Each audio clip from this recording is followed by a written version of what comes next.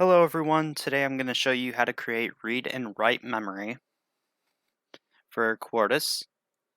So first off, what you're going to want to do is make sure you have the right amount of inputs, outputs, and since you guys have already created write only read memory, so ROM, which is ROM, we now have the read and write memory. So let's start out on how it's routed. First, you have your A input, goes from 3 down to 0. And A0 goes into A, A1 into B, A2 into C, and A3 into D. And you would want to make sure that they go into both of these 74154 chips. Next, you have your two read and write inputs. Write will be going into your first one, and read will be going into your second one. So in order to write, what we do here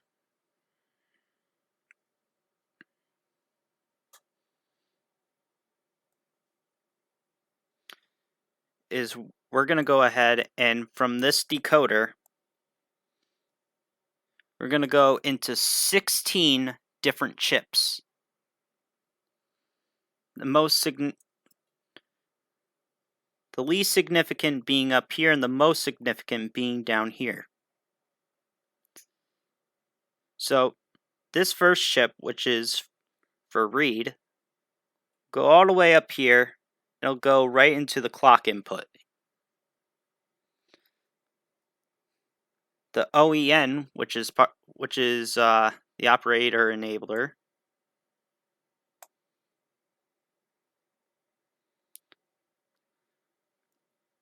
is used by this right here.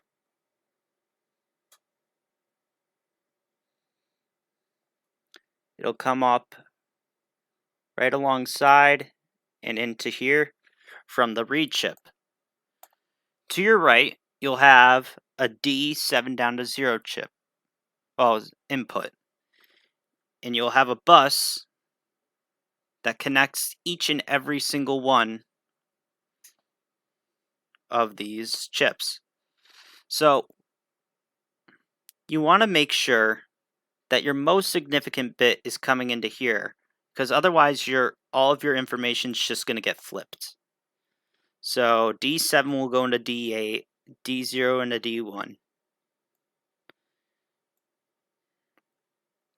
Next, you want to make sure that it goes right back into the bus because it's a bidirectional input. This is not just any sort of input. When you go into here and go to insert symbol, typically you'll see input and output and then bidirectional. Bidirectional is pretty much just like a buffer, which is an input and an output. So you're going to be doing this with all 16 chips. And it's a very time-consuming process, and I could not fit any of that into one video because just doing that would be 2 to 3 hours just of me connecting all of these lines. So this is a pretty big project, and it did take a very long time, but trust me when I say it'll pay off in the end when you know you got it right. So next, what you're going to want to do is, since you have your A, your write, your read, and your D over here, next you're all set to go ahead and start compiling. Go ahead and save.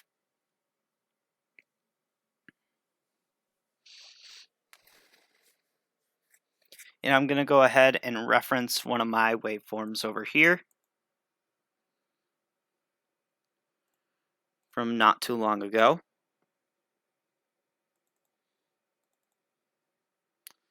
So this is what you'll typically be using. You want to make sure that your write is pretty much moving on clock inputs, and then once you reach halfway through for your read, you're going to have to slow down. and you're going to have to keep it low so that it can read every single input that goes in here. So go ahead and create a new waveform. Insert node or bus, click node finder, list them, select A, D, read and write. And as you can see, D is automatically showing Z's instead of X's, mainly because it's a high impedance input. So next, what we're going to do is increase the grid size to about 83.5 nanoseconds.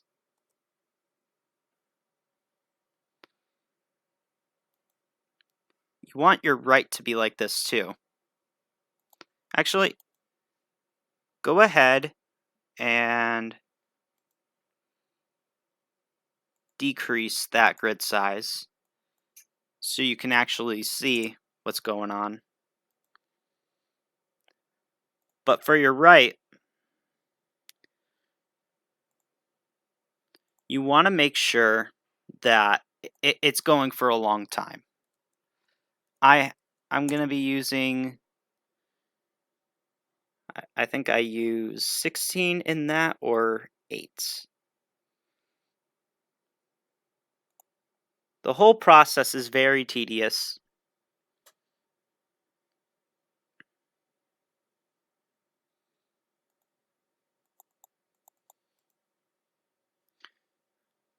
And I'm just going to double check what I use for the clock here.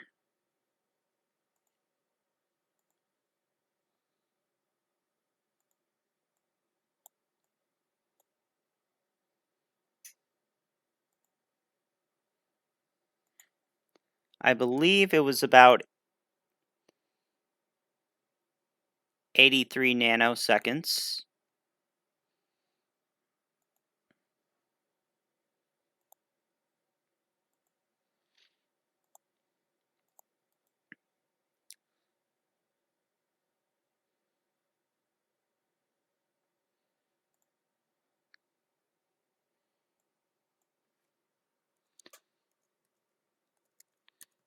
So go ahead, select 83.5 nanoseconds. And then about halfway through, you're going to end up stopping. Go ahead and count every 500 nanoseconds here, so you can see everything being read back.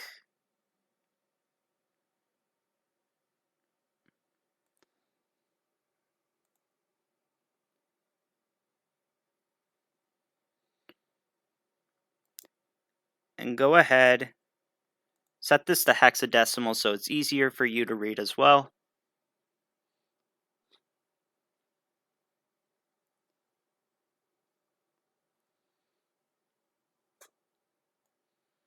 And then find the last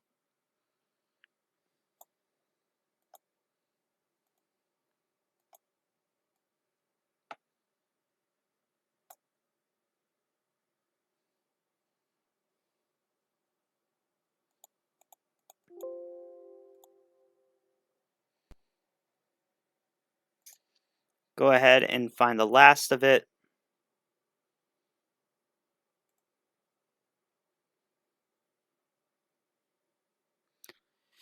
And set it to 1 for the rest of the way.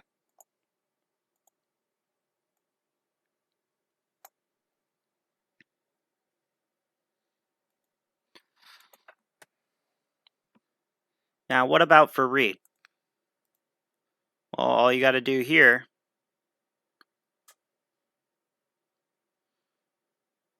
count value and count every 8 microseconds. Nice and easy. And I'll just invert it really quickly. So now we'll run our functional simulation.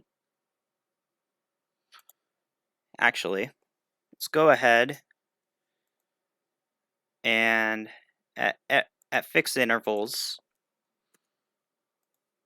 being 500 nanoseconds, let's go ahead and add our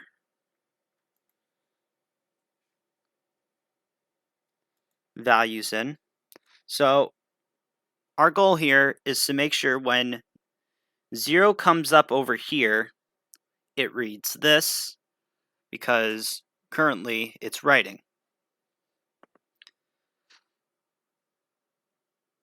So let's go ahead and set this back to Z.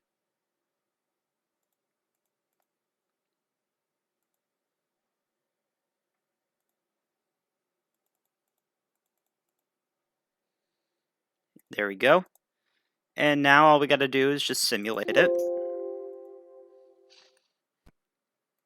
And typically, you don't want to run into a lot of errors here.